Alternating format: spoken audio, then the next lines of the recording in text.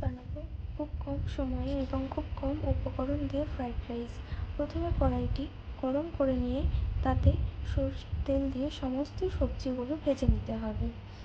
এখানে আমি ব্যবহার করেছি কেটে রাখা গাজর, কেটে রাখা আলু।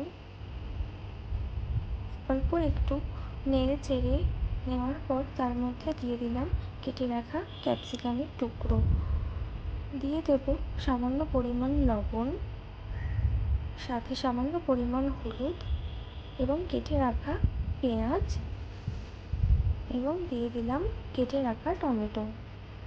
ভালোভাবে নেড়ে নেওয়ার পর তার মধ্যে দিয়ে দেব অল্প পরিমাণে জিরে গুঁড়ো এবং 1 চামচ সয়া সস।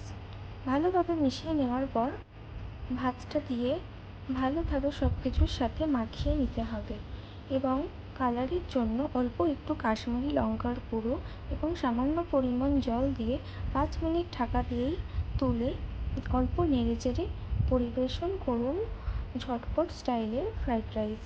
আমার মতো যারা স্টুডেন্ট তারা এটা ট্রাই করতে পারো, অল্প সময়ের মধ্যেই এটি তৈরি করা যায়।